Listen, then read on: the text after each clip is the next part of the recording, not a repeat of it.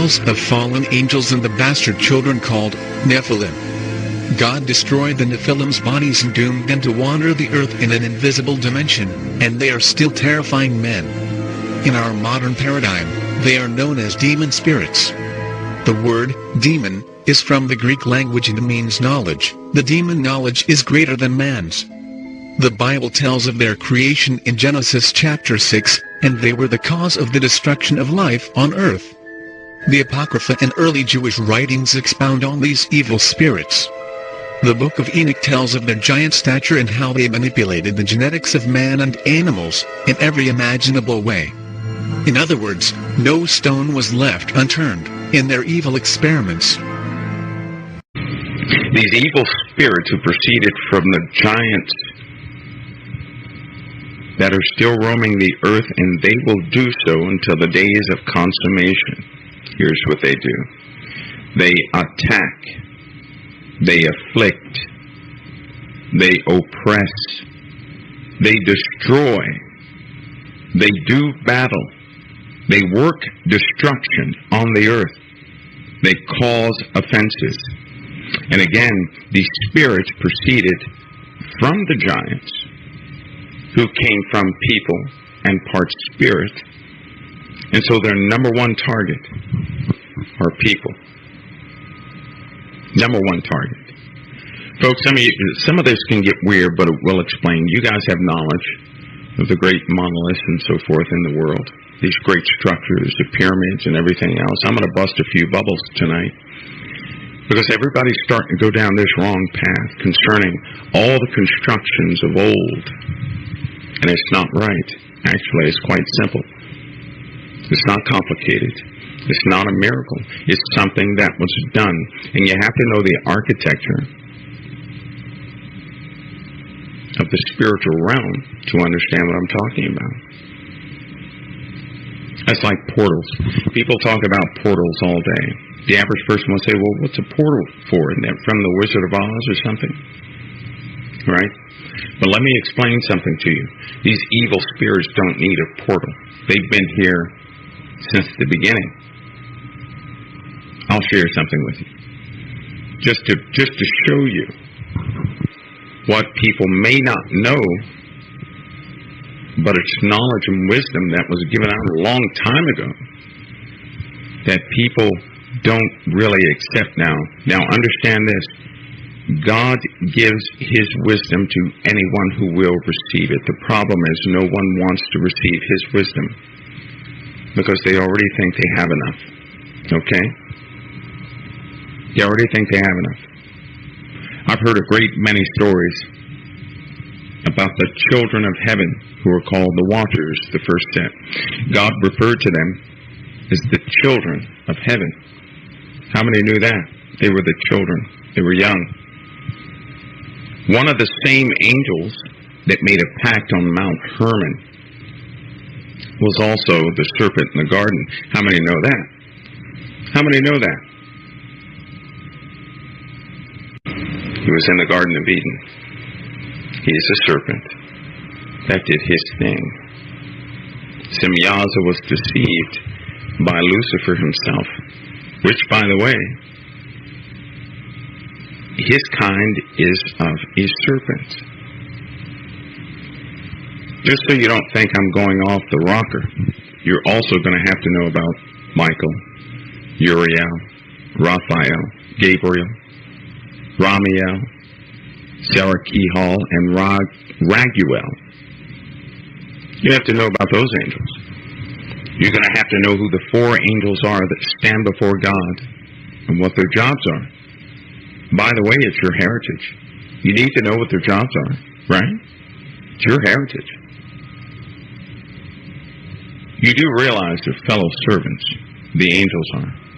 They're your fellow servants. How many know that the angels are your fellow servants? The only thing missing is the true archetypes of who they are. Because mankind once deified them. They once deified them, not understanding their jobs. And then when Jesus Christ came,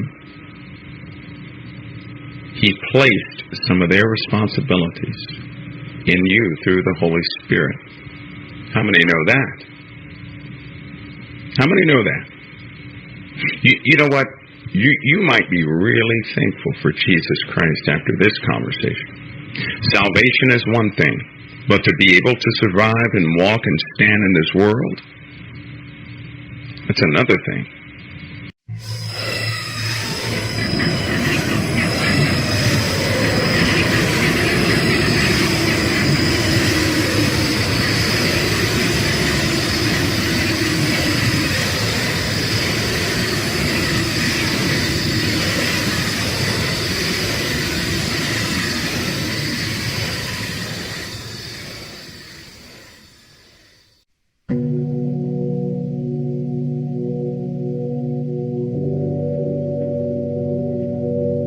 Giants walk among us still, hidden in tattered robes. They speak quiet mostly though, their presence always known. They fall like thunder, wither and die, struggle incessantly, reaching the sky. We try to box them, they cannot fit in. The giants corrupt what we try to keep hidden.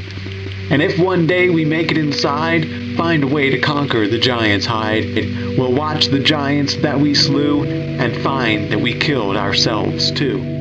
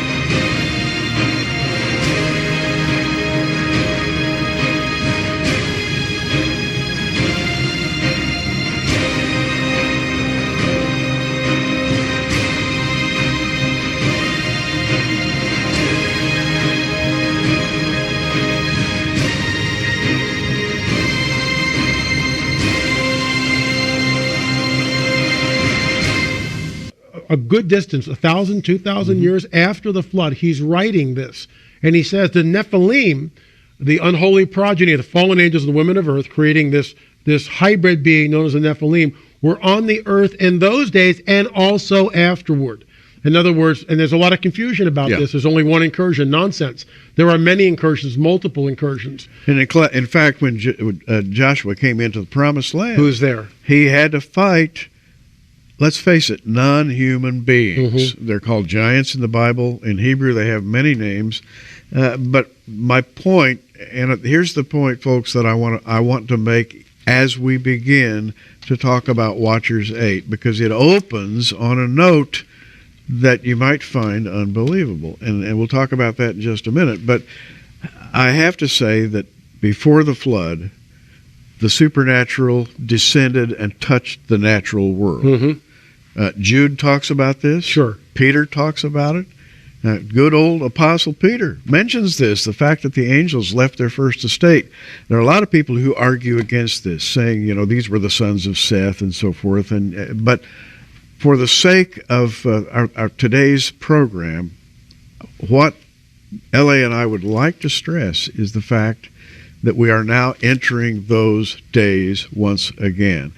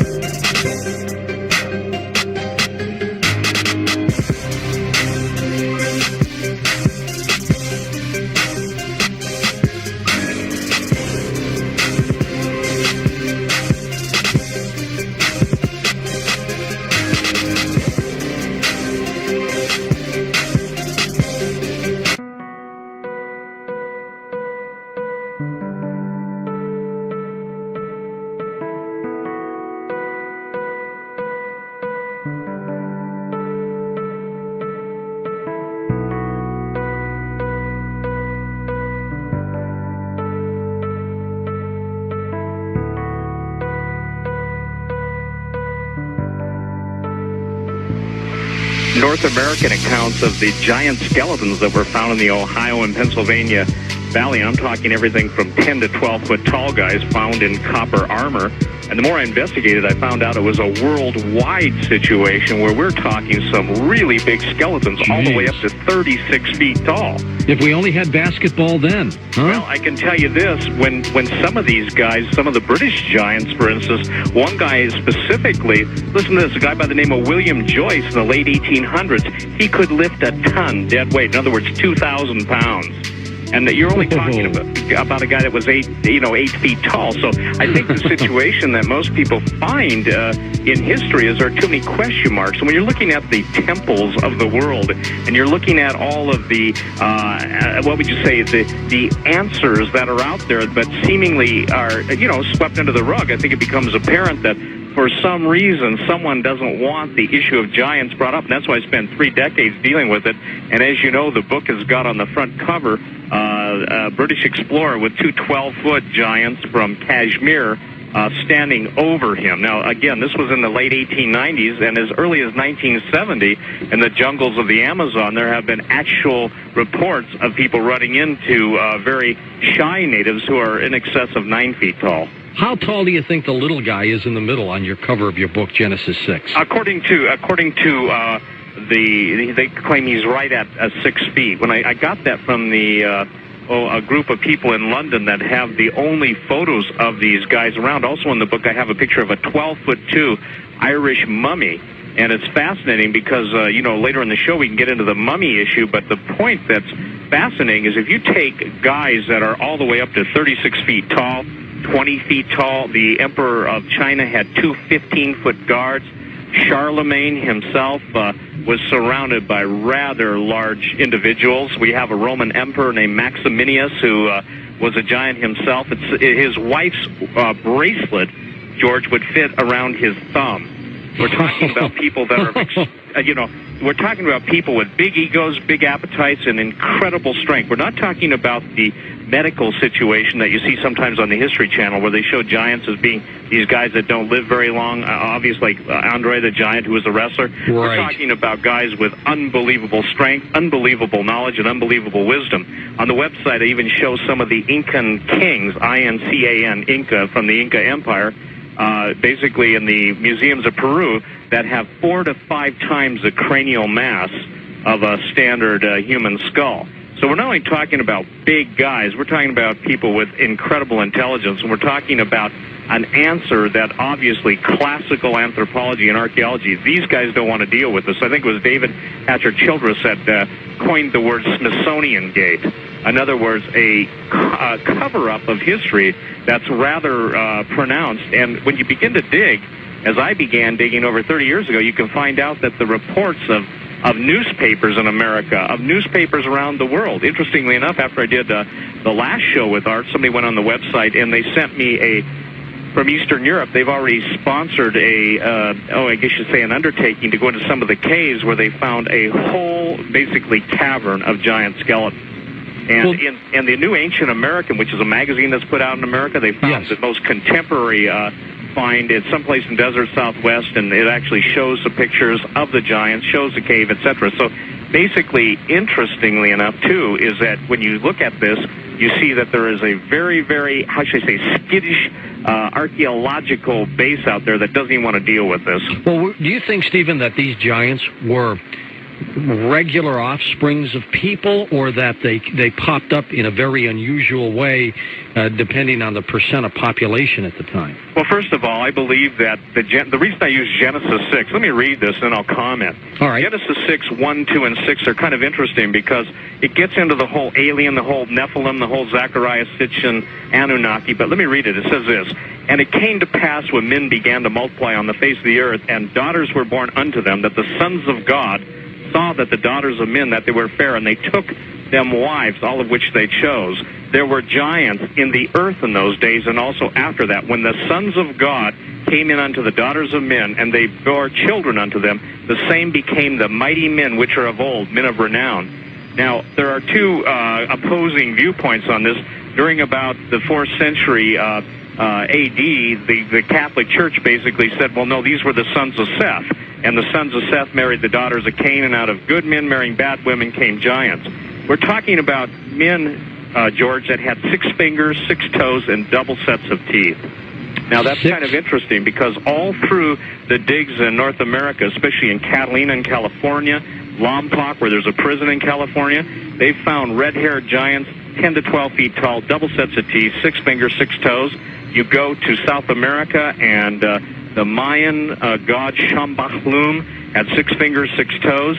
And so I believe there is a supernatural element, and then you've got writers who claim that we were created by the aliens, the Anunnaki, and I obviously I don't believe that. I believe that all the myths of history center around this one thing, that basically supernatural beings had sex with earth women and produced giants. And it's in the Bible, it's in Genesis 6, Jude 6, 2 Peter, but more than that, and in addition to that, it's all through history. So you believe that these giants are the offspring of fallen angels. Fallen angels from way gone back. Well, from way gone back. Cyclops, giants with one eye in the center of the forehead. And by the way, 2 months ago in Indonesia, there were actual cyclopean skulls found, one eye, giant, and immediately the standard, if you will, anthropological community came out and said, oh, these are just basically calcified remains of a normal skull. It has, and it's interesting because, again, basically you have from just the Genesis account of these fallen angels having sex with earth women, producing, again, a race of incredible people. Everybody's heard of David and Goliath, yes. But what they don't know is that Goliath had, 4 brothers, and these guys all had 6 fingers, 6 toes. There's a guy named Og, O-G, not a hard name to remember, and some scholars place him at 18 feet tall. So from the Genesis account in the Old Testament through all of the the historical accounts through the different continents, whether you're dealing with South America, whether you're dealing with North America, the Europeans, the Asians, the Australians, the Greeks, everybody has got their records, their bones. And, interestingly enough, in classic anthropology, classic archaeology, this stuff is basically taboo. They won't deal with it.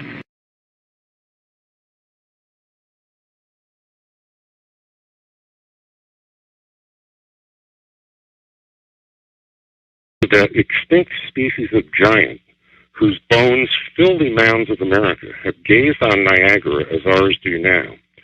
And that quote is amazing for a number of reasons. First of all, that Abraham Lincoln said it. Number 2, that it shows how widespread the knowledge of the giants in the 19th century were. We were an agrarian society. The people were plowing fields all over America and turning up giant bones everywhere. The other interesting point is that an ancient town of giants was found on the Canadian-U.S. border near Niagara Falls with several hundred giants, houses with chimneys. They even found a blacksmith shop with 2 tons of charcoal and evidence of gold and silver work. And then close to there in Cayuga, New York, they found what was called the Cemetery of Giants. That was 200 skeletons, 7 to 9 feet tall.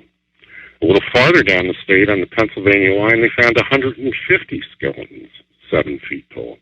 And this continues all the way down the coast of America and all the way across the middle of America and out to Catalina Island in California, which is one of the most astonishing stories you'll ever hear. The Smithsonian, when they started out, they published their first book in 1848 on the ancient monuments of the Mississippi Valley. It was an incredibly open-minded study with beautiful drawings of all of the mound builder finds that they had made in the middle of the country. Now, we're not talking about American Indians here. We're talking about what they refer to as the mound builder culture. And that predates the Indians, and it reached its height probably around 1200 AD. But we're now getting dates all the way back to 10,000 BC. And this mound builder culture is pervasive. The Smithsonian report itself said there was several 100,000 mounds in the United States. Now, in 1879, Major John Wesley Powell, who was a famous Western explorer, was made the first head of the Bureau of Ethnology. In 1879, he issued what was called the Powell Doctrine. And the Powell Doctrine forbade any evidence of pre-Columbian, pre-Columbus contact in the Americas. He said we're dealing with Aboriginal savages who are illiterate. There's no signs of higher intelligence. Basically, it was carte blanche for manifest destiny, and also one of the cornerstones of the Smithsonian was the theory of evolution. And the theory of evolution, in a nutshell, says that we keep getting bigger and smarter over time. And you can't very well have 7 to 12 foot giants everywhere in America and argue that we're getting bigger and smarter. So, nope. That pretty much, and they've never rescinded the PAL doctrine. So, in case after case after case, these skeletons are being sent to the Smithsonian and just disappearing. In the book 1491, he estimates that Ales Hedricka, who was the head of the Smithsonian from the turn of the century, and the man that came up with the absurd Bering Land Strait, they all came, down from Asia. Yeah.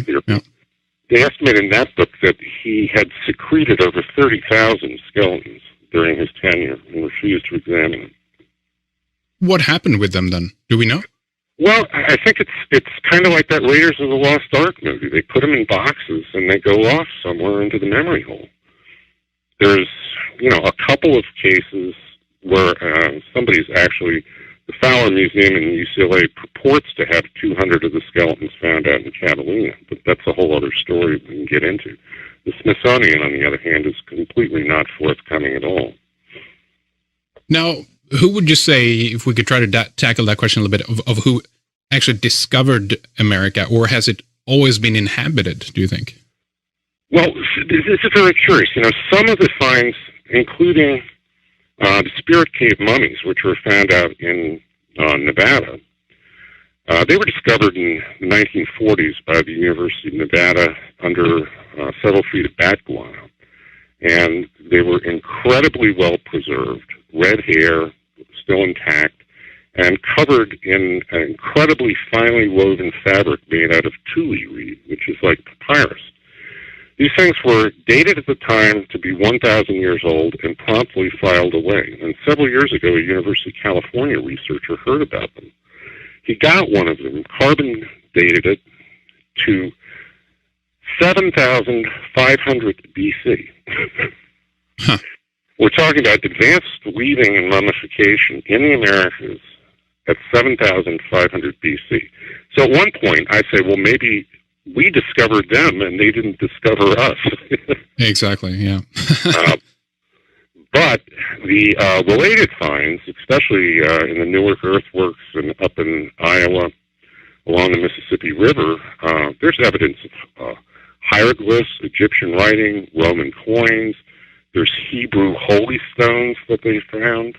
The list just goes on and on. Viking, Celtic, Scythian, Asian, Hindu.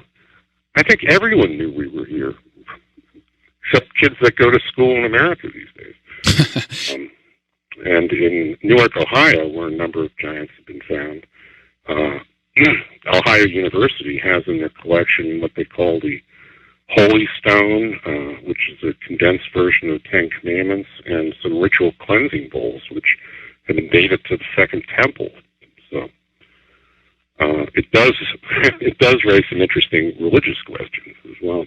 I mean, when we think about this, then, if we consider cultural diffusion as opposed to walking over the Bering's land bridge there, we have a potential situation where different peoples for thousands of years have traveled over to America. I mean, there is this with the copper mines, which seems to have pretty established that there might have been trade routes going back to, Absolutely. I don't know, 2,000 years, right? Well, the copper mines in Keweenaw Peninsula in northern Michigan are some of the most interesting, fascinating things I ran across in the book. Right north of the tip of the peninsula is something called Isle Royale, which is an island that's virtually made out of copper. And it's the highest quality, purest copper in the world because of the volcanic upthrust. The copper was all exposed to the air and the sulfur impurities burned off. Now, they've got evidence of mining there that go back 10,000 years. And there was two professors from Michigan that published a book that estimated 1.5 billion tons of copper were taken out of there. The kings and queens, the giants in the mounds that I go through in the book are almost always covered in copper jewelry, copper crowns, copper armor, micas, often in association with that. But that in no way accounts for the extraordinary amount of copper that was taken out of there. And there's indications, there's some rock art I saw that looked like a boat from Crete had been engraved. And there's stories of monolithic docks up there, quays, dams, all kinds of things. So there's, and also I even ran across, they won't test the European copper for the Michigan signature, but its purity is over 99%. Right. So it's so unique. And also their copper working techniques were superior to anything we have. They used annealing, which was hot and cold water and cold hammering. And report after report says these axes are as strong as steel. We don't understand how they were made. So who do you think was responsible for the mines, for the mining? Well, again, there's huge finds of giants up there. I mean, basically what we're talking about is not that America was populated exclusively with giants, but that the ruling class was composed of giants. And mound after mound after mound, the central burial is of a giant. Sometimes he's surrounded in a semicircle burial with 10 warriors with their feet pointing at him.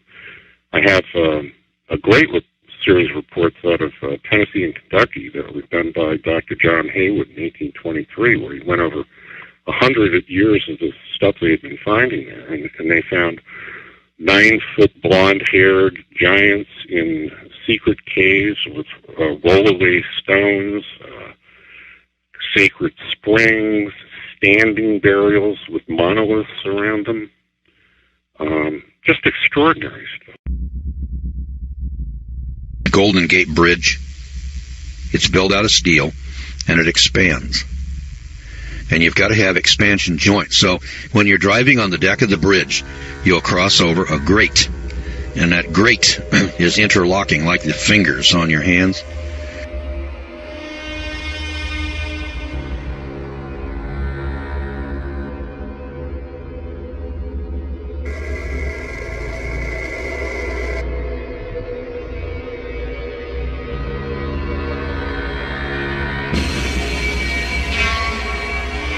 And as the sun shines on the steel, it expands and contracts an inch or 2 or 3 or 5. I don't know how much it expands, but it's got an expansion joint in there. Well, the Great Pyramid, when the sun shines on one side of it, it will expand faster, expand more than on the side where the sun isn't shining. So you've got to have them.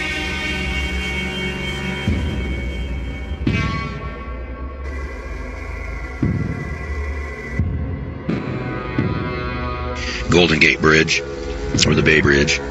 And of course, the Twin Towers, they didn't last very long. Now, it would say to me,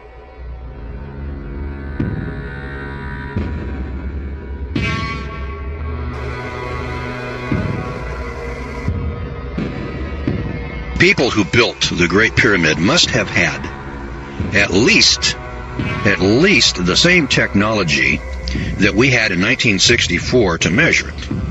You know, just my common sense says to me, if we couldn't measure the damn thing until 1964, because we didn't have a laser transit, then the people that built it had to have at least had the technology of a laser transit to build it. Because up until 1964, boys and girls, we couldn't duplicate it without the laser transit. So whether the guys who built the thing, and I was told this one time, I said, well, how did they level it up? Now the thing sits plumb. It's level.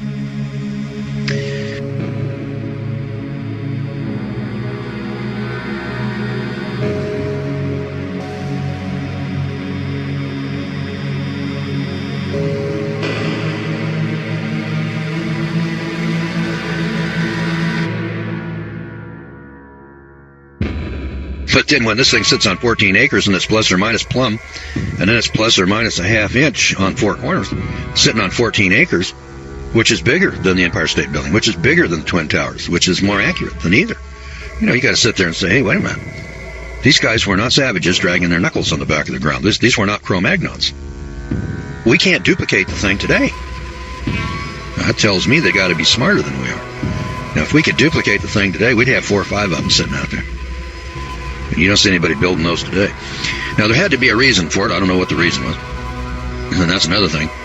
People don't spend $32, $64, or $128 billion, building the most massive building that's ever been constructed in the history of mankind without a purpose. We haven't got a clue. Can't figure it out. Nobody's spending $128 billion today to build something over there in Washington, D.C. to commemorate World War II. We don't have the money, number one. Number two, if we had the money, we couldn't duplicate it. Don't know how. We don't know how they did it. Well, the guy that wrote the book Dead Men's Secrets, his name is Jonathan Gray. He hits upon this very subject matter over here. In fact, he hits upon a number of areas of life, like geography, astronomy, cosmology, mathematics, metallurgy, large-scale construction techniques, social organization, engineering, mechanical devices, everyday items, clothing, art, medicine, flight, space travel, ancient science, and civilization. Can you imagine space travel before Christ? Ancient science before Christ, civilization before Christ, flight, medicine, art, and clothing before Christ, equal to or superior to anything that we have today.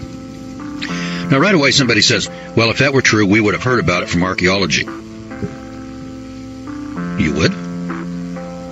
You would? Excuse me. In 1940, there was a skeleton up here in the museum in Chicago. I think they call it the Museum of Natural History. It was a 14-foot skeleton. Now, the Bible says there were giants on earth in those days. This is back in Genesis chapter 5, I believe it is, or 6. There were giants on earth in those days. That does not fit with the theory of evolution. It doesn't fit with modern science. Now, go into that museum today, and you're not going to find that 14-foot skeleton that was there in 1940. I don't know what happened to it. I'm just telling you that in 1940 it was there. Today it's gone. It doesn't fit with the theory of evolution. And I first of all want to tell you that that is not science and that is not academic. That is propaganda. If it doesn't fit with your theory, what you do is you destroy it. You eliminate it. Get rid of it. And that's not honest. And then it's not intellectual. So when I hear stories like that, I say to myself, well, why would archaeology, why would science, why would people in museums want to deliberately destroy the evidence? I mean, if there were giants, then why don't we say, well, gosh, there were giants? That's the truth. How many of these giants were there? Well, now, it could be that the 14-foot giant was just an anomaly. It happens once in a while. You look in the Guinness Book of Records, there was a guy that was just, I think it was 8'11", or 8'10.5" or something, just a shade under 9 feet tall. And the Bible talks about a guy named Goliath. There's David and Goliath. There's a Bible story there. Well, Goliath was 9'6". And compared to the giants described in the Bible, Goliath was a midget. 9 feet is pretty tall when you're comparing it to a 6-foot man, but 14 feet. And there was the story of a guy named King Og, and his bedstead was 14 feet. So the 14-foot skeleton that was in the Chicago Museum was an average run-of-the-mill 14-foot skeleton. There were people that were 15, 16 feet tall. And I suppose there were people that were 9, 10, 11, 12 feet tall. But they're all big. They're big guys. Now, are there any other skeletons beside that one in the Museum of Natural History in Chicago? And the answer is yes, by the hundreds. They've been discovered all over the world. And Dead Men's Secrets identifies the locations of those finds. Now, I didn't know that before.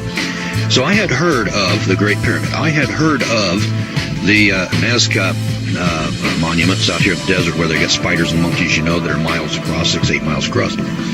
And big buildings with building blocks that weigh 50 tons down in Peru and Ecuador.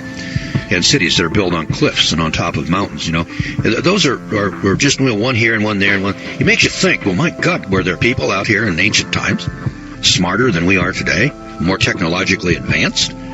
Did they have ships that could go across the oceans?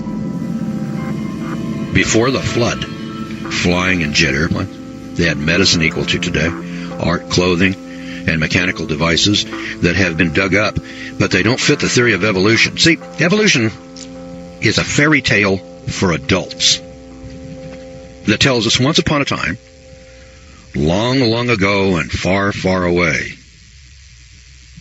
And then they proceed to tell us the story about how billions and billions of years ago, thus and such occurred.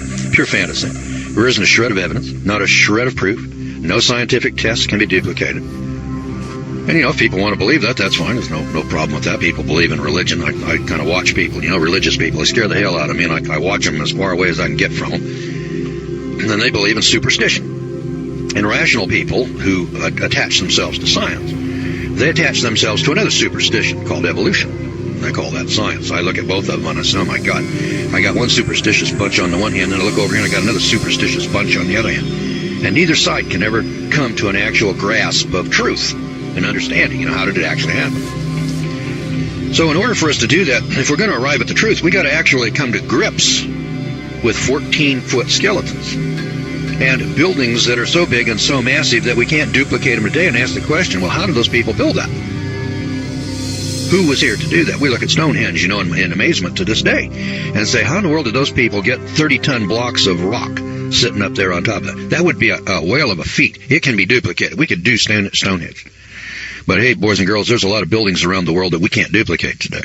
There's a block of rock in a wall down in Ecuador that weighs 200,000 tons. It's a dressed rock. It's a square. I say square, it's rectangular, but it's got corners to it. It's got 8 corners. And these corners, are exact. It didn't just evolve this way. If you're out here walking around, and you see a block of rock over here and this thing is square, and you measure it up and it's got the same measurements all around it, you can be pretty sure that some intelligence over here squared that thing up. Here's the crazy part of it. Do you know how much 200,000 tons is? That's a lot of weight. That's a big chunk. Let me describe. The Titanic, that big ship, the Titanic, and the Queen Mary, these big merchant ships. Well, those big luxury liners weigh about 40,000 tons. 40,000 tons. All right, now let's pull the Queen Mary into a shipyard, and let's just stick it under a couple of cranes, and let's just pick it up and set it on the ground. Do you think that there's any place in the world that there's a crane big enough to pick up a ship like the Queen Mary? Well, I'm here to tell you that there isn't. So when they want to work on a ship that big, what they have to do is run it into what they call a dry dock. That's a big hole in the ground that they can flood with water. They can float the thing in, and then they let the water out of it, and the thing settles down on the bottom, and then they can go in there and then go to work on it. So when we want to work on a ship, we have to put it in a dry dock. You can't pick it up. Now, there are places that have cranes that pick up fishing boats and just pick them up out of the water and stick them over here on the ground, and then they work on them, and then they pick them up off the ground, and they set them back in the water. Fishing boats and things like that. Now, let's go down here. I told you there's a rock here that's now 200,000 tons. There's lots of rocks that are 50,000 tons. That's as big as or bigger than the Queen Mary. There's lots of rocks that weigh 200 tons. They go anywhere from 3, 6, 16, 30, 50 tons, things like that. And these rocks are set into walls, and they're dressed. Now, some of them are square. Some of them are odd shapes, and then the odd shape fits with the next rock, and it's cut in an odd shape to fit. Kind of like looking at a puzzle. The odd shapes that go into a jigsaw puzzle. And remember that the tab has to fit into a corresponding hole. And then when you're doing a jigsaw puzzle, if you'll think about it, yeah, it's true, you got a tab and you got a hole, but they don't fit together perfectly. So if they don't fit together perfectly, well, then obviously it doesn't go there. All right, well, these rocks are built like a jigsaw puzzle. They're so close together you can't stick a knife blade between them. So they were cut. There isn't any technology today that can cut rock irregularly and then put them together. None. Doesn't exist. And yet there they are. Now, those people that did that were smarter than we are today. They had a greater technology than we have today. And the Bible talks about that. And the Bible talks about space flight. The Bible talks about flight. And yet your preacher doesn't talk about that because if he did, he wouldn't last long as your preacher. Because he subscribes to evolutionary philosophy, and he doesn't tell you everything that's in the Bible. And unless you read it for yourself, you wouldn't know that. And most religious people don't read the Bible. They've got a clue. So atheists and agnostics and evolutionists, they don't read the Bible because they don't want to. The religious guys, they don't read the Bible because I'm not sure that they're capable. mean, everybody's got one, but they don't read it. And if they read it, they don't believe what it says. I mean, time and time and time again, you take a look at people's actions, in life. People don't practice Exodus chapter 12. Jesus asked the question, he said, well, why do you people call me Lord, Lord, and do not the things which I say? That's because they've got a different God, they've got a different religion, they got a different program over here that they follow. They don't follow the Scripture. Well, anyway, Jonathan Gray over here writes a book called Dead Men's Secrets. And then I want to tell you a little story here, pertinently. William Prescott, the great archaeologist, reminds us that a nation may pass away and leave only the memory of its existence, but the stories of science that it has gathered up will endure forever. You see, folklore is a fossil of history. It preserves history in the guise of colorful tales. Far from being a collection of fables, it is a recital of actual past events, even though from generation to generation some facts have become distorted or forgotten. Professor I.A. Efremov of the Soviet Union cautions that historians must pay more respect to ancient traditions and folklore, and he accuses Western science of snobbishness in rejecting the tales of the common people. We must face it, legends are usually based on hardcore fact. Take the legend of Troy, for instance. No scholar ever took the Iliad or the Odyssey of Homer as history. But Schliemann, putting faith in it, discovered the mythical city of Troy. The Iliad spoke of a cup decorated with doves, which Odysseus used. In a shaft, Schliemann found the 3,600-year-old cup. Herodias told a fabulous story of a distant country where griffins guarded a golden treasure. This land, Altai or Kim-Shan, has now been found, together with ancient gold mines and decorations from a high culture, prominently display the griffin. This vague myth is now seen to be a fact. Mexican Indian legends spoke of a sacred well of sacrifice into which maidens and jewelry were hurled. Historians dismiss this as a mere tale, until the well at Chichen Itza was discovered in the 19th century. Now, more than any document, the Bible has been assailed as a collection of fanciful myths. And yet, to the embarrassment of its critics, archaeological discoveries have proved time and time again that the fabled cities, mythical persons, and impossible events were not only true, but they were in fact reliable historical reporting in every detail. And indeed, the Bible can now be regarded as the most accurate and the most trustworthy source of history that we possess. All right, so these legends are usually based upon hardcore fact. Now, our ancestral memory of the Golden Era. If we were to credit the collective testimony of all ancient races, man's early history was truly an incredible history. It was a golden age of advanced civilization, of original giants who had superior intelligence and technology. This appears to have been a universal truth known to everyone in ancient times. Sacred records affirm that at the very beginning, soon after the fall from paradise, men possessed extraordinary mental abilities. Beginning with the raw earth, they mastered a high level of civilization and technology in just the first 6 generations of their existence. In that short time, they were able to build cities, play complex musical instruments, and smelt metals. Indeed, with their scientific complexities, these earliest men, it seems, were no fools. We might well wonder to what degree they further developed and refined this technology. In the final few centuries before the flood struck, were the miracles of science as common as they are now? A perfectly valid question, I would think. Now imagine, if you can, paved rainbow cities whose houses of crystal reflected every special hue. And we're talking about air travel, computers, and plastics. Now, did you know that when Alexander Graham Bell gave us the telephone, he said that it had been done before? The old devices have been reinvented, he observed. Yes, you read it right. That's exactly what Bell said. He said, in fact, the question was pressed further by the eminent British scientist Frederick Soddy. He's a winner of the Nobel Prize in Physics, and he wondered whether the ancients might not only have attained our present knowledge, but a power hitherto unmastered by us at this time. Now, there are physical remains also.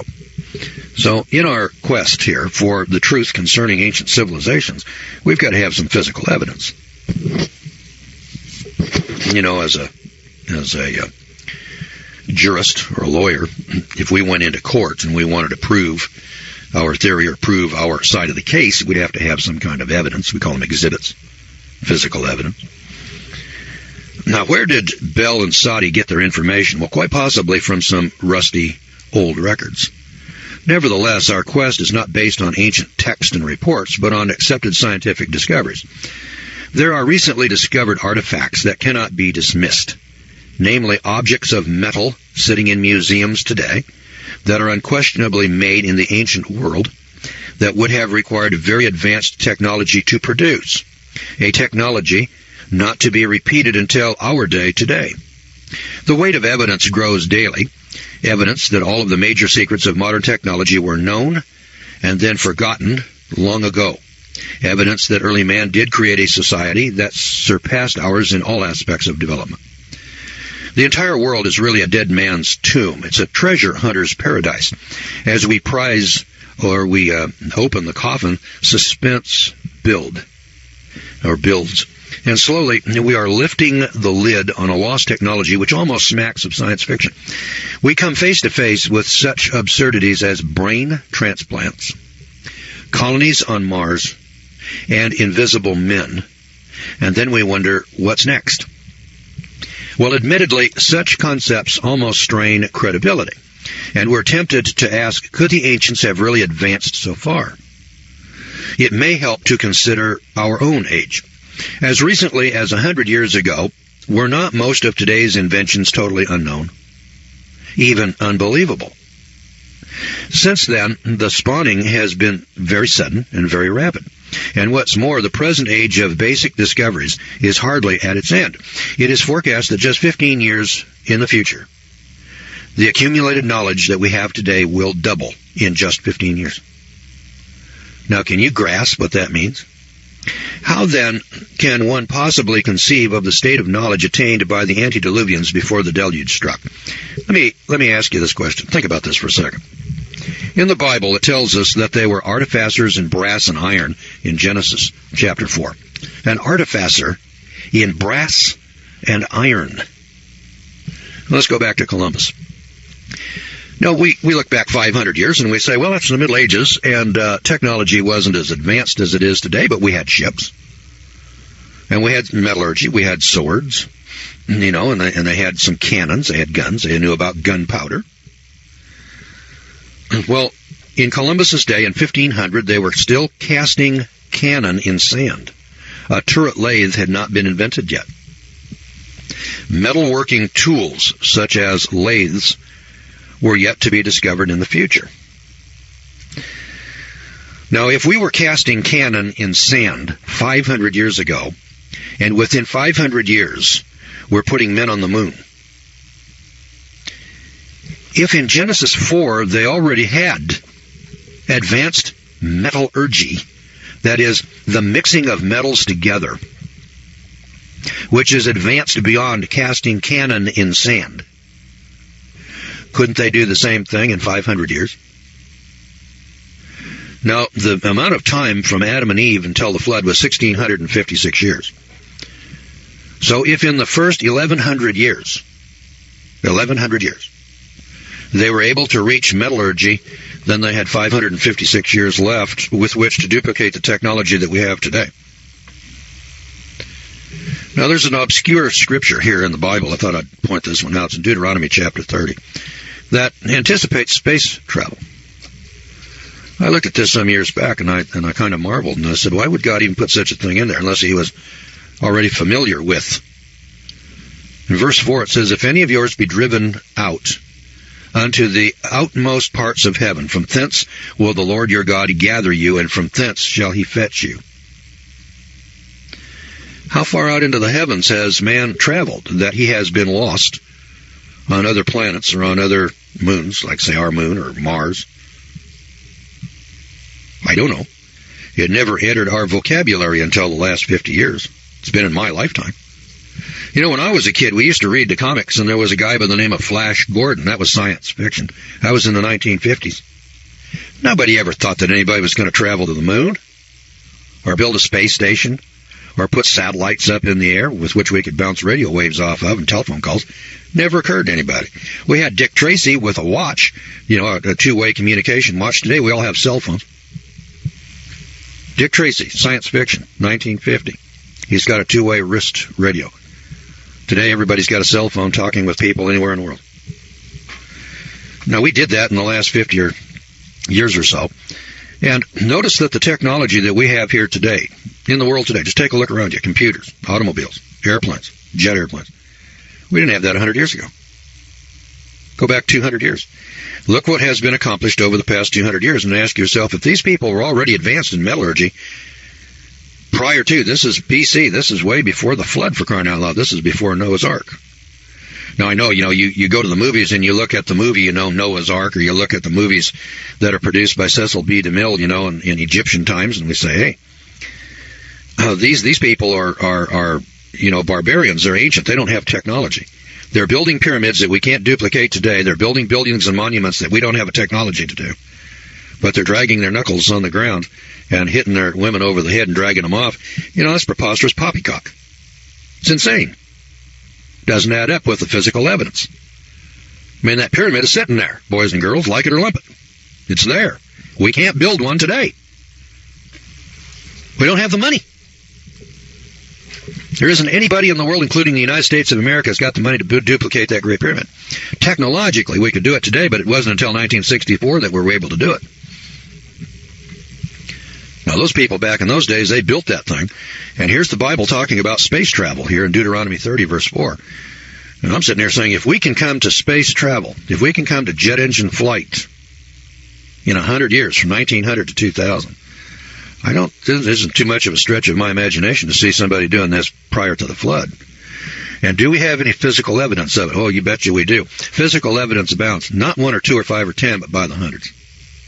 By the hundreds. For instance, he's got some sections in here. I'm going to flip over here to, I guess, number 16. Let me get to chapter 16 here. The one that as a contractor, the one that I was really surprised to see. There are 64 examples of construction techniques that have not been duplicated until the 20th century. That's not the buildings themselves. That's the techniques, like concrete. We think of cement today, building the Empire State Building with steel and concrete, as being something new and modern that we just came up with in the last 100 years. You go back here 200 years, you didn't see any Empire State Buildings.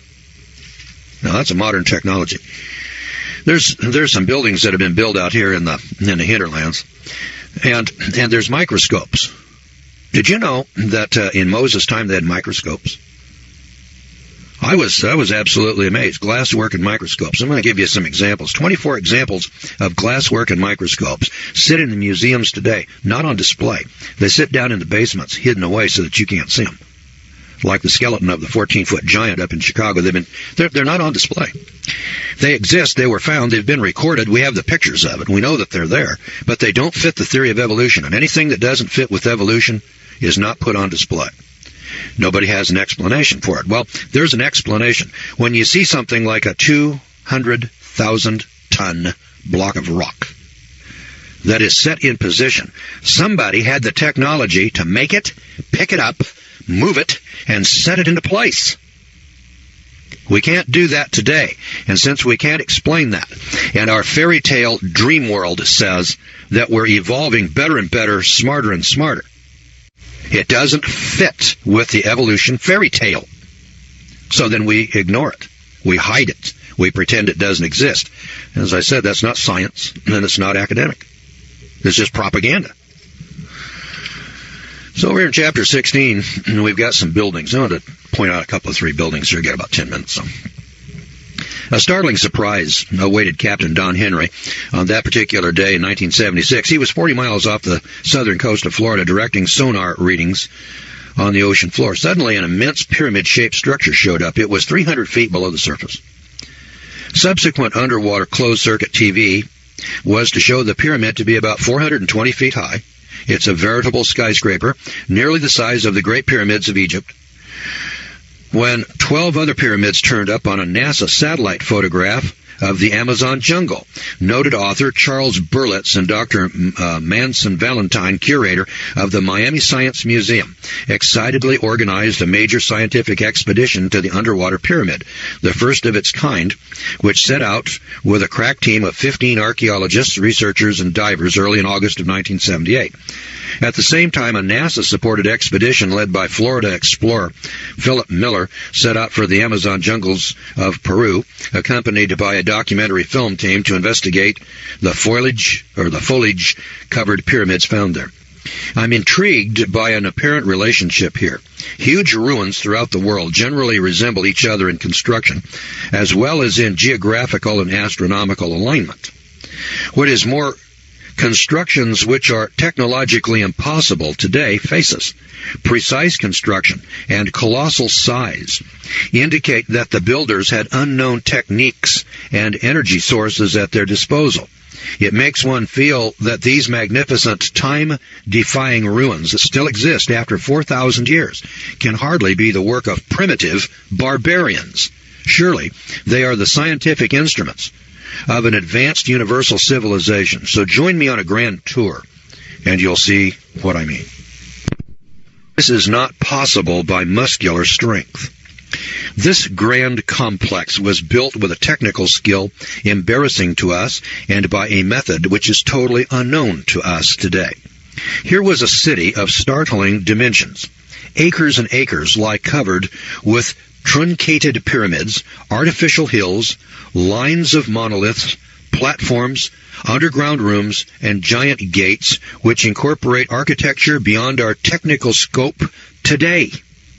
Many large gateways were built from a single stone. The Gate of the Sun is the biggest carved monolith in the world.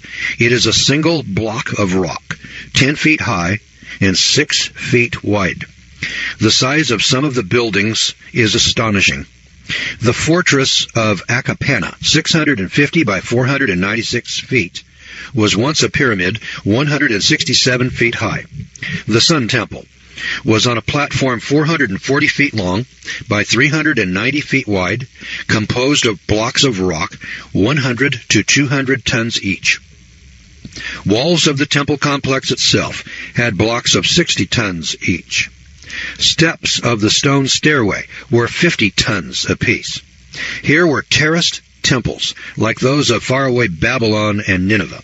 The walls of the palace were 220 feet long by 180 feet wide. Its throne room was 160 feet long by 130 feet wide. The steps from the palace entrance were washed by the lake now receding and 15 miles away. The paved court under our feet is 80 feet square, with a covered gallery 45 feet on one side. Court and hall are one single block of dressed stone. One single block. Building blocks. One is 36 feet long, 7 feet wide, fitted without lime or mortar and without any joint showing.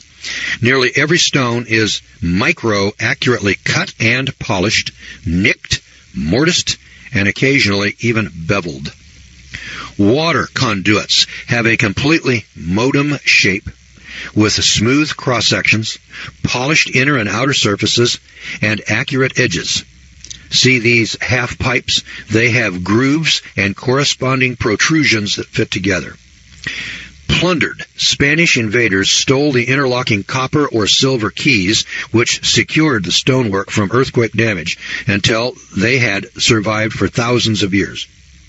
Subsequent earthquakes leveled the structures. As late as the 19th century, there were imposing colonnades to admire, of which sadly there is now no trace. Many of the great buildings were dynamited, and then untold treasures disappeared. One 24-foot statue remains. But the records are there. You see, when the Spanish got there, they made records of it. And then they tore them down, blew them up to salvage the gold, silver, and the metals, shipped them off to Spain. Here's the point. Here are buildings at 12,000 feet in Bolivia that we could not build today, let alone at 12,000 feet. And we're being told, in our movies and in our books, that these great monuments were built by slave labor, and they were built by hand, without wheels, without pulleys, just by pure muscle.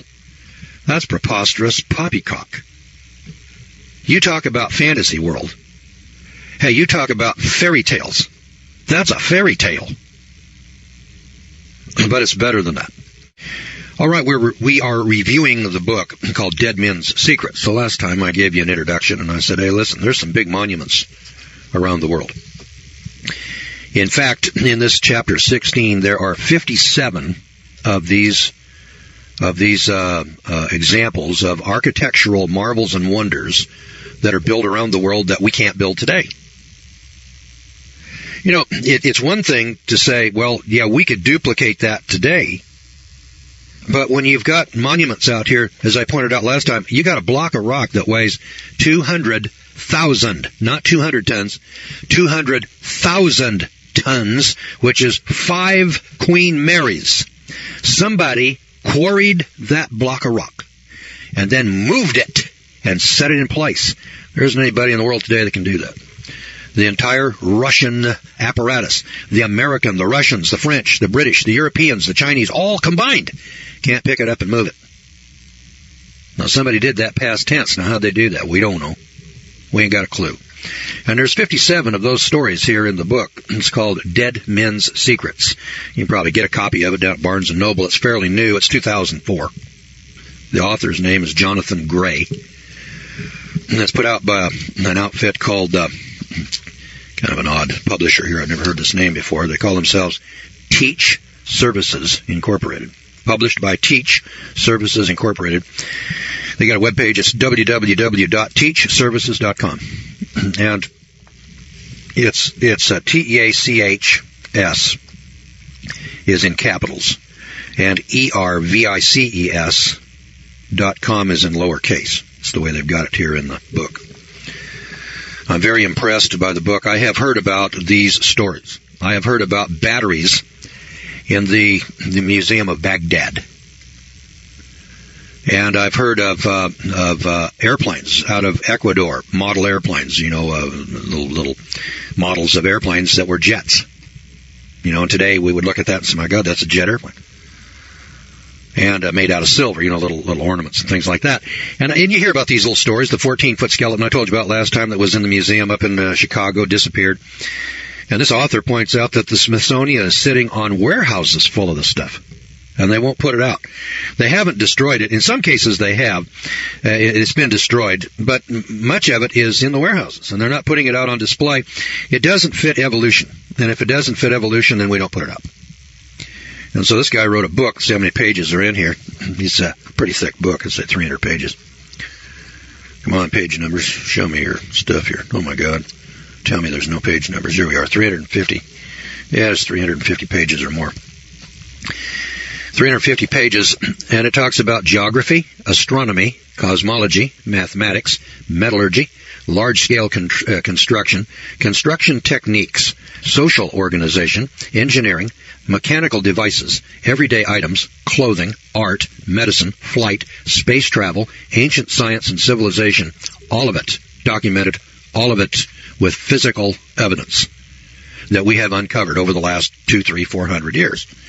And it's sitting around in warehouses, being carefully hidden, being carefully concealed, but it's all well documented. And he's done a very professional job, footnoted it, showed you the sources. I got to tell you this story. Now, last program, I told you about a 12,000-foot elevation here in the Andes Mountains, where they got this fantastic city over here with the ruins and so on, well documented by the Spanish when they got in there. They blew it up, destroyed most of it. Some of it, I mean, the site's still there. Most of the rocks are still there. They got pictures in the book here of the rocks. The tragedy of it was the destruction that was wrought by the Spanish. They just came in there and just tore it all to hell. Not exactly clear why they tore it all up. They didn't all have gold and silver in it, but much of it did, and they robbed it and stole from it. Did you know that there are pyramids in the world that are bigger than the Great Pyramid of Cheops? Now, if you're like me, you heard that the Great Pyramid of Egypt is the biggest pyramid in the world. Down in Mexico City, 40 miles out of town, there's a couple of pyramids called the Pyramid of the Sun and the Pyramid of the Moon. I saw those as a kid. I was about 20 years old or so. I went down there and I looked at those pyramids. Oh, my God, these two pyramids look just like the pyramids over in Egypt. How could these people over here in the New World be building pyramids that look just like the pyramids in Egypt unless they had had some kind of communication? I mean, I can see people building a pyramid, on both sides of the oceans, but you got to have, if they look alike, they got to look different, if they never had any communication. If they look exactly alike, well, then obviously one saw the other and copied it. I don't know who copied what from who, but I'm pointing out that these pyramids are all over the world. It isn't just here in the New World or in the Maya lands or the Aztecs and so on, but hell, these pyramids are in China. They're in Australia. They're in the United States of America. Did you know we got 9 pyramids over here in the United States of America, sitting over in Illinois? I never read about those pyramids here in the United States when I went to school. I never heard a word about them. And one day my wife said, my wife is from Illinois, and she said, have you ever heard of the pyramids in Illinois? I looked at her like, pyramids? She says, yeah, they're about the same size as the Great Pyramid of Cheops in Egypt, and there's 9 of them in Illinois. And I looked at her like, lady, you got to be out of your mind. There's no pyramids in America. If there were, I would have heard about it when I went to school. And she said, well, turn left here. Let's go take a look at one. So we drove out into the countryside. And here's this great big mountain. There are parks. The state of Illinois has a park there. I climbed to the top of one of them. The top of the pyramid, the top of this pyramid in Illinois, is 1/2 acre in size. That's the top. The top is a 1/2 acre. It's bigger than your house. It's bigger than your lot for most of you people out there. I was looking on the computer last night, and we were taking a look at houses in the Los Angeles area, and there's lots, 7,000-foot lot, 8,000-foot lot, 6,000-foot lot. I mean, you people live on pieces of ground that aren't as big as the top of this pyramid. I'm not talking the bottom of the pyramid. I mean the top of it. And then, it sits on acres and acres of land, and it's 400 feet tall, and it's built out of dirt, and somebody packed all that dirt up there. I'm telling you, boys and girls, that if you had to go out here and build that pyramid today, if you called the Caterpillar Tractor Company, you'd have to have a major contracting outfit like Guy F. Atkinson to come out there and build something like that. We look at it and we say, oh, well, just a bunch of Indians with a bunch of baskets carrying dirt stacked it up there. There's no Indian tribes around here ever claimed that they built that thing. It was there when they arrived. That's what they're telling them. Well, anyway, listen to this. The tallest building in the world until this century, until the 21st century, and still the most massive structure on Earth, is an ancient pyramid 120 stories high. 120 stories. All right, now the Great Pyramid is 450 feet high. That's 450 times 10 is 4,500 feet. Is that right? No.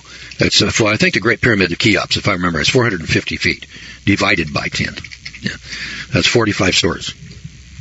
Now remember, the Twin Towers in New York, the Twin Towers, they're 110 stories tall. Remember that? I think they were 1,100 feet, as I recall, because there's 10 feet to a story, known round numbers. So you got 110 times 10. Yeah, they're 1,100 feet tall. All right. This pyramid is sitting in China today. Today, in China. Where they find all these great things every once in a while. Well, it stands on a long, desolate, flat stretch of land 40 miles west of the ancient capital, Xianfu, on an old dirt road, caravan trail, and crosses from Peking, or Beijing they call it today, to the Mediterranean. About 2,000 feet at the base, it rises some 1,200 feet. All right, it's 2,000 feet at the base, and it rises 1,200 feet. 1,200 feet. The Great Pyramid in Egypt, 450 feet. This one rises 1,200 feet. There are actually 7 pyramids, flat-topped, with 3 carved giants resting along the outer edges.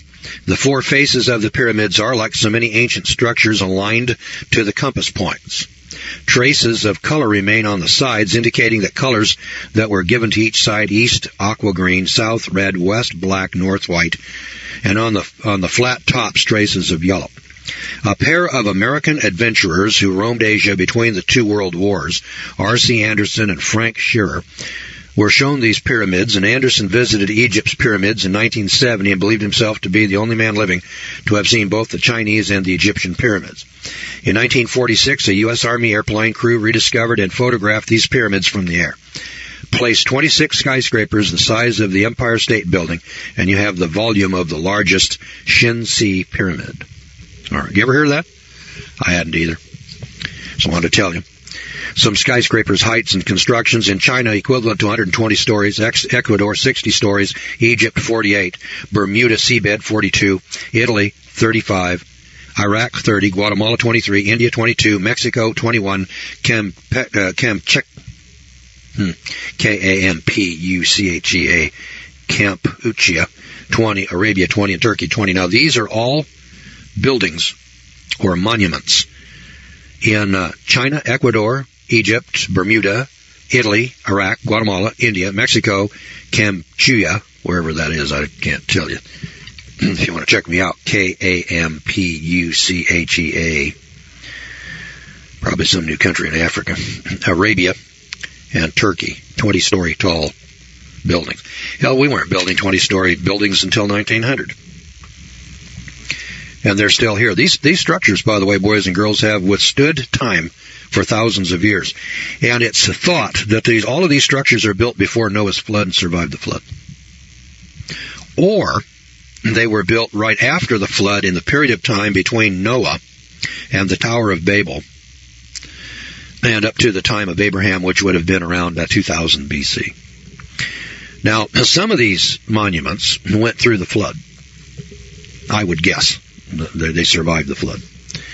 I could be wrong about that. They may have all been built on this side of the flood, every last one of them. But my guess is that some of these things, especially up in the Andes Mountains, unless, of course, they had that technology after the flood, and then it was destroyed after the flood, which this guy points out could well be the case. Now, this is the section on construction, large-scale construction. There's another section in here that's called construction techniques. It's chapter 17. There's 64 examples of construction techniques. He starts off by saying, it is a human impossibility, gasped Hyatt Verrill. And he's right, and yet it happened. The great mountains of the Peruvian Andes are awesome enough until you gaze up those extremely steep slopes, and you perceive the death-defying ruins perched on top of these mountaintops. The setting is terrifyingly wild. Mountains miles high, vanishing into the sky, notched with narrow ledges, slashed with ravines and bottomless gorges. Waterfalls of an awesome beauty plunge from these immaculate snowy peaks down into the damp, unknown depths of the canyons. So rare is the air that even the mules are obliged to stop every 10 paces to catch their breath. Here at the frontiers of the impossible, a vanished civilization set gems in stone, astonishingly assembled polygonal walls suspended over the abyss. They carved practically vertical stairways up stupendous precipices. High in the clouds rises one acrobatic stairway of 64 steps, which had to be carved in a place where one could only get a toehold for support. Another comprises 600 steps. Just imagine that. And then here are the pictures of these stairways up these mountains. Now, these ingenious jewelers in rock ascended a dizzying mountain no wider than the blade of a sword and topped it with watchtowers and walls pierced with lookouts. The mountain drops away so abruptly that if a workman slipped, his body would not hit the bottom for 3,000 feet. Today, on all sides, the ruins of temples, fortresses, and towers surmount the peaks and cling to the vertical sides of the canyons like ivy. Overlooking a waterfall, a splendid palace rises above the fierce abyss, impossible to reach. How was this palace built? Terraces were miraculously inlaid into vertical slopes, perched over the canyon faults. How did they hoist up heavy, carved rocks by the thousands? Site after site is built atop bluffs, which are too steep to be accessible. Many seem to have been literally hurled up as though the monstrous stones flew there. A high carved niche opens out over the abyss, under a ridge shaped like the letter I. The rock was leveled and encrusted with carefully joined stone cubes. Only a daring mountaineer hanging from a rope could possibly reach it. The builder magicians, I tell you, had no sense of the impossible. Everywhere loom buildings that defy the laws of equilibrium and gravity, as well as vertigo. These are a triumph of human daring and of technology which almost smacks of science fiction. And would you believe it? Sometimes the enormous blocks were brought from quarries more than 1,000 miles away. Now, boys and girls, let me point this out. You got rock. Now, these aren't the super big rocks. These are rocks, of 10, 3, 6, 9, 10 tons. Little rocks, about the size of the rocks that went into the Great Pyramid, the blocks of rock. But they're raised up on mountains, steep mountains, that are up around 10 to 12,000 feet in the Andes Mountains, where the air is so thin that the mules have to stop about every 10 paces to catch their breath. Now, how in the hell do you build stuff like that up there in those mountains? It isn't being built by muscle labor. It's being built by some kind of machines and mechanical labor. Now, many are covered with intricate carvings. No man alive could duplicate such carvings with the stone tools that we find. As Hyatt Verrell remarks, it is not a question of skill, patience, and time. It is a human impossibility. I mean, we're just taking a look at it, boys and girls. It's there. Like it or lump it. There's the pictures of it here in the book. And I've seen this, time and time again. It was the Incas and the Aztecs, that built some of these monuments years ago. How'd they do that? Where'd they get that kind of technology? And the thing here that is so ingenious in this book are that these kinds of monuments have been found all over the world, and the genius that this guy, Jonathan Gray, has put together here is that he's rounded up not one or two odd ones like you and I have heard about, reading about it in Reader's Digest, or some odd story. I mean, he put it all together. Antarctica. There are traditions of a legendary rainbow city where the colors of the rainbow are said to have been used in the construction of the buildings and even in the paving of the streets. In Rome, glass-storied theater. Emilio Scararo, S-C-A-U-R-O, Scararo, one of Sulla's generals, had a 3-floored theater built at Rome for 80,000 spectators. The first floor of marble, the second floor of glass, the third of gilded wood. Boys and girls, 80,000 spectators. The big stadiums of baseball and football today hold 50. The big stadiums. Is there an 80,000-seat stadium here in the United States of America? If there is, send me an email and let me know where it's at. Would you? I don't think there are any 80,000-seat stadiums anywhere in the world today. I haven't heard of any. This guy in Rome built an 80,000-seat stadium. Worldwide, the use of concrete, the standard mixture of sand and cement that makes up most building blocks of today, was evidently worldwide. Listen to this. They found it at Yaxuna, Tucoba, Mexico, Cuauhcillo, Mexico, Guatemala, Quito, Ecuador, Cunza, Ecuador, Husni, Peru, Santa Cruz, Bolivia, Pompeii, Italy, Tourette-sur-Loup, France, Cohard, France, Crete, Sterveco, Yugoslavia, Egypt, Northwest China, Western Australia, Arkansas in the USA, Tennessee in the USA, and New Mexico in the USA are all sites where we have found ancient monuments or buildings made with cement that we didn't discover and use here in the modern world until the last 2 centuries. Well, obviously the concrete technology was available all over the world, for crying out loud, thousands of years ago. Well, how come we didn't have concrete over the last 1,000 years if it was available to those people 2,000, 3,000, 4,000 years ago? Boys and girls, they had technology years ago. And then we lost sight of it. We went into what we call the Dark Ages. And then Julius Caesar went into Alexandria and destroyed 1 million volumes in the Alexandria Library. And the Romans, have been called the great builders, the great civilization. The Romans were the great destroyers. The Romans destroyed more than they ever built. Civilization and technology was so much greater than when the Romans were here as to defy description. The Romans never discovered anything. They destroyed what they found. And that's one more example. Let's take a look at another one. The seabed off Bimini, but now raised into a jetty material at Fort Lauderdale, Florida. Perfectly drilled 5-pointed star holes with sharply defined tips cut right through 12-foot-long blocks of granite. Other huge 1/2 to 6-inch diameter round holes perfectly drilled through 12-foot thick blocks of rock. Granite, one of the most abrasive stones, wears expensive diamond drill bits down to nothing very quickly. Okay, kids. And they took it off the seabed off Bimini. It's now sitting in the jetty material at Fort Lauderdale, Florida. Perfectly drilled, 5-pointed star holes with sharply defined tips cut right through 12-foot-long blocks of granite. Another huge 1/2 to 6-inch diameter round holes perfectly drilled through 12-foot thick blocks. Hey, kids, we ain't had that technology over the past 100 years.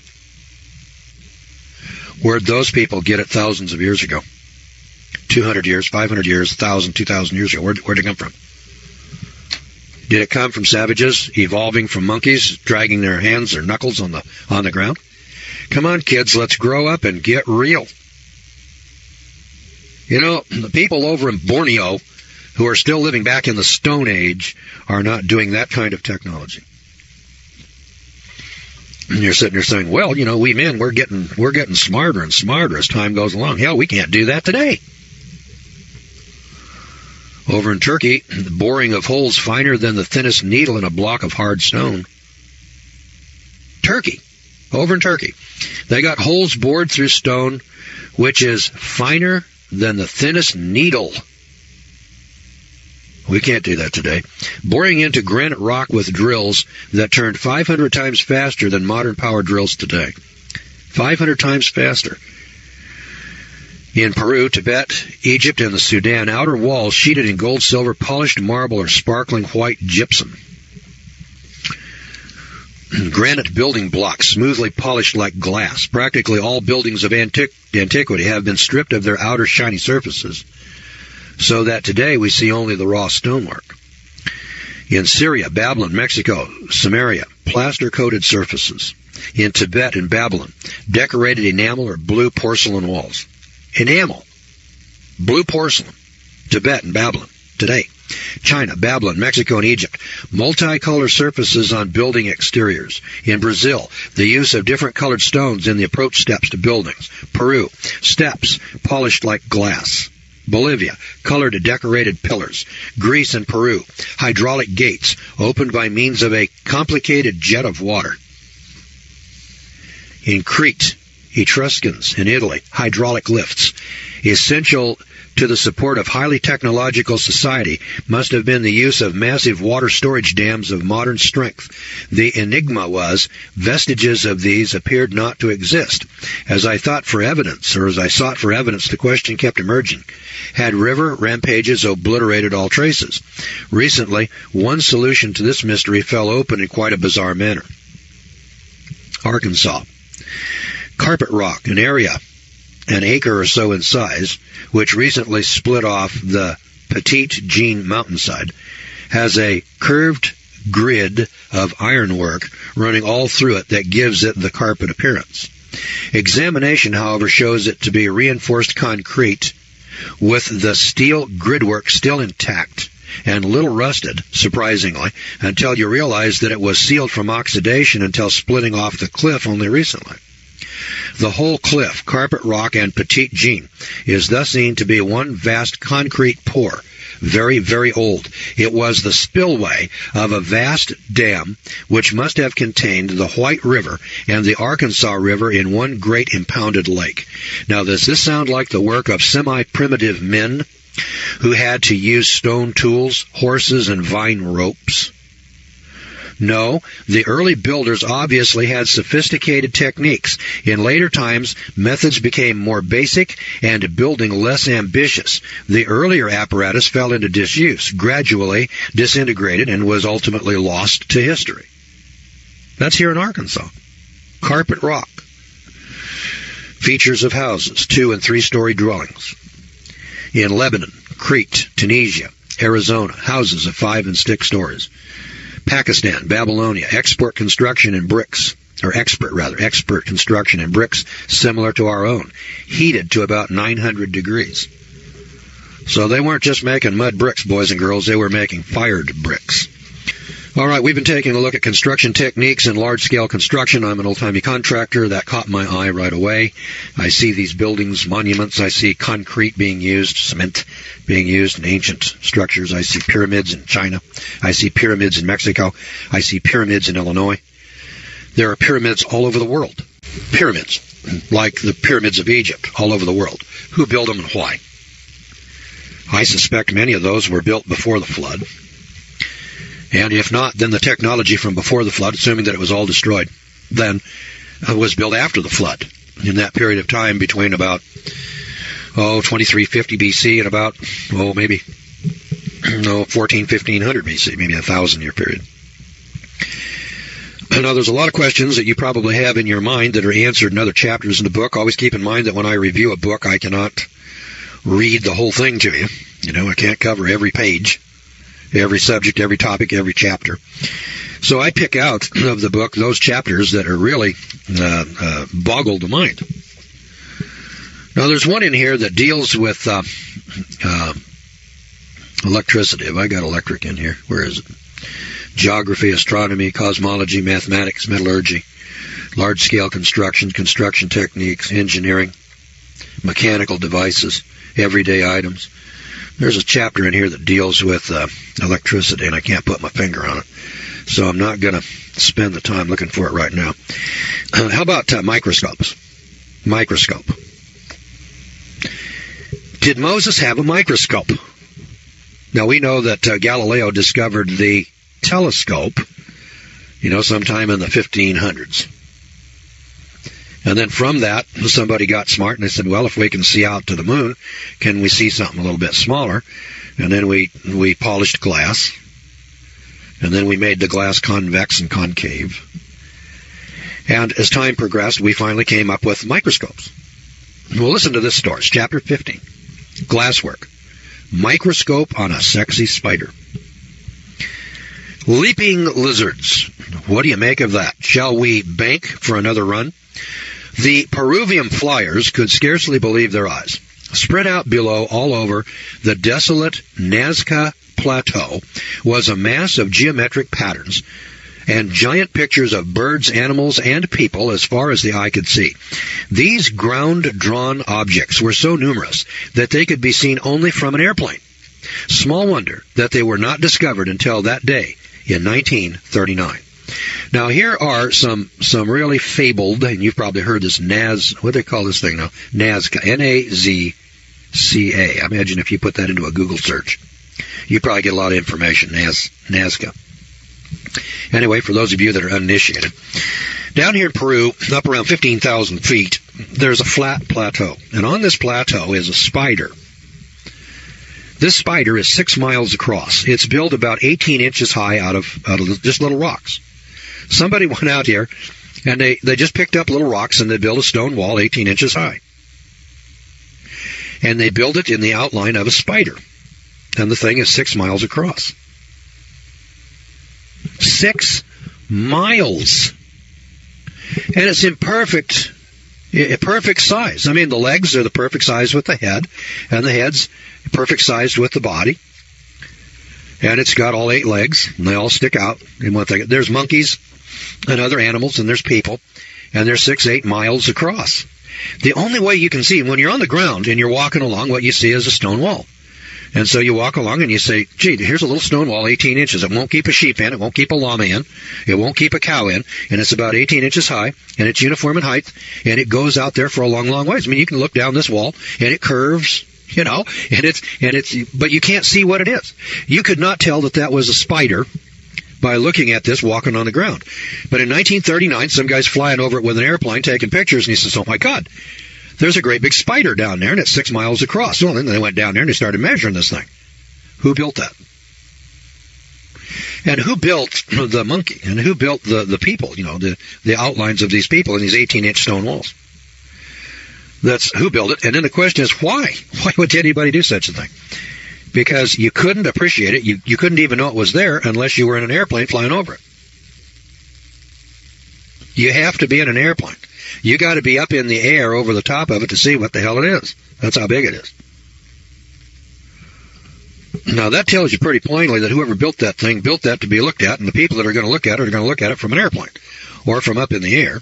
Could be a gas balloon, But then if that's the case, then gas balloons were invented before 1700. First one I heard of was a hot air balloon flown in France about, 1705 or something like that.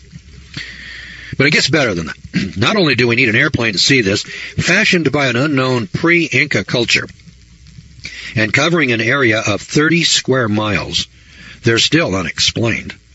So here's 30 square miles of plateau with a number of these monuments, these monkeys, spiders, and people laid out on the ground in 18-inch high little rock walls. We have no idea, working from the ground, anybody could execute such figures in perfect proportion. They can be observed successfully only from 1,000 feet in the air. One of the drawings depicts a spider. It has one leg deliberately lengthened and extended, and at the tip of the leg there is a small cleared area. Now, there's only one spider known who uses the tip of its third leg in this precise manner shown in the drawing in this 6-mile-long rock wall spider. It's called the Riccinuli. It's spelled Riccinulei. Riccinuli. That's the way I'm pronouncing it. It inhabits caves deep in the Amazon jungle. This spider is recognized by scientists for its unique method of copulation, for which it uses that extended leg in the described manner that's in this spider at Nazca Plateau in Peru. It is an extremely rare species of spider. Now, for the incredible part. This spider's mode of reproduction can be only observed by the aid of a microscope. Boys and girls, let's stop and think about this for a minute. Up here on top of this plateau is this huge spider, 6 miles across. You can't even see that this is a spider unless you're up in an airplane at least 1,000 feet in the air. So you can look down on it and see 6 miles across. This spider is in perfect proportion. It's built out of rock. It's not big rocks now, just little ordinary rocks. You can just pick them up and stack them in a rock wall. And the spider now, from the tip of one side of it to the tip of the other side, is 6 miles across. And then from the other side to the other side, it's about 4 miles across. It's wider than it is, it's longer than it is wide. So it's 4 by 6 miles. You got to be in an airplane to see it. The third leg is extended in a way that only this rare spider extends its leg. This leg is used in copulation, in reproduction. And the only way that you can see the way this spider reproduces with this leg is with a microscope. What's that tell you? It tells you that the guy that built the spider up there had to have a microscope to observe the spider so that he would know that the spider reproduces with this third leg. Then when it's reproduced, it's done by a spider being built in stone walls in perfect proportions, 4 by 6 miles. Now, boys and girls, that's quite a story. So the question is, how were these artists able to find and then observe their tiny model unless we can see that they inherited a knowledge of science equaling our own, including the use of the ground optical lens in a microscope? Turning therefore to glasswork, we find ourselves treated to more surprises from the ancient world. And yet nothing is incredible any longer. The word impossible should have become literally impossible for us. China, before 2500 BC, Assyria, 2700 BC, and Medzamer, Armenia, 2500 BC, the making of glass was well known. In Haifa, Israel, a glass block weighing 88 tons. There are only 2 masses of glass that are larger than this 88 tons, and both are the casts for the huge mirrors of the Mount Palomar telescopes. Got this? Ancient times, 88-ton piece of glass. It's sitting in Haifa, Israel. Now, we're told, of course, that ancient man was backward, I hope my curiosity will be pardoned. I have a question. How did those early races develop the enormous amount of heat necessary to melt the ingredients into this enormous mass of glass? Well, obviously, this block is inexplicable, except with reference to a super technology. Now, I want to point out that when you got a piece of glass 88 tons in size, boys and girls, those Mount Palomar telescopes, that telescope, that 200-incher up there, it's bigger. It weighs more than that 88 tons. Now go back, do a Google search on Mount Palomar. They built the thing back in the 1930s. And when you read the story of how that Palomar telescope was built, it'll just boggle your mind. And here is a story back in ancient times. They got a block of rock that they call glass. It's 88 tons in size. Huh? Boy, you got to have real technology. That Palomar telescope was designed and built by the Corning Glass Works in New York. They were the only people in the world that could cast a piece of glass that big, and that was back in the 1930s. Then the thing had to be shipped on railroad cars, special railroad cars out to California. Then they had to move it from the railroad cars in Los Angeles up to the top of this mountain. I mean, it's a story that just boggles your mind. It was a hell of a feat back in the 1930s. And here we got the same thing going on thousands of years ago. But they didn't have railroads, and they didn't have trucks, they didn't have gas engines, they didn't have furnaces. Way back there, they were dragging their knuckles on the ground, hitting their old lady over the head and dragging her off by the hair. That's what we're told in school. Come on. What we're dealing with here in modern times is a fairy tale, like the Land of Oz for adults. Evolution is a fairy tale for adults, and they tell us long, long ago and far, far away. What a bunch of horse pucky. Now, the book again is called Dead Men's Secrets. The author is Jonathan Gray.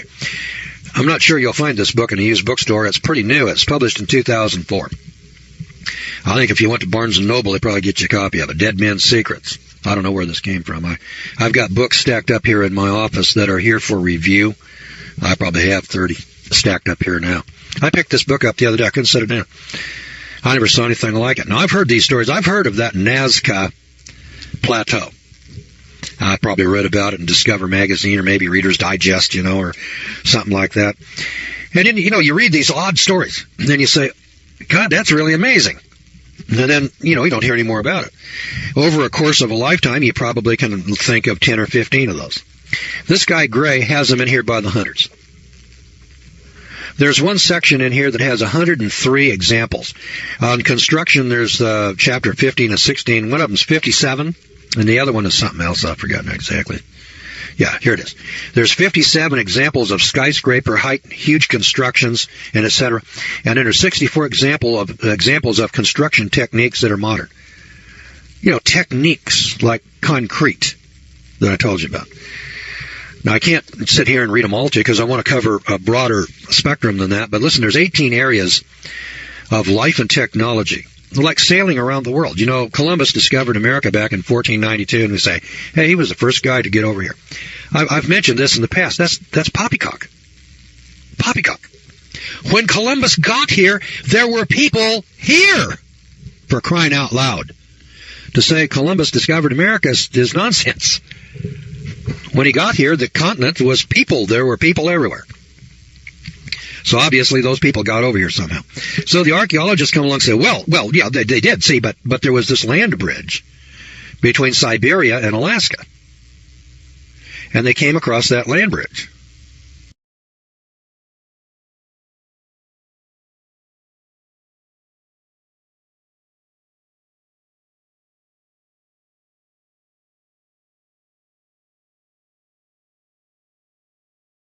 That time in history now. We're in the days of Noah, and everything that preceded Noah building the ark and the judgment of Almighty God on this earth that was in rebellion is about to be relived.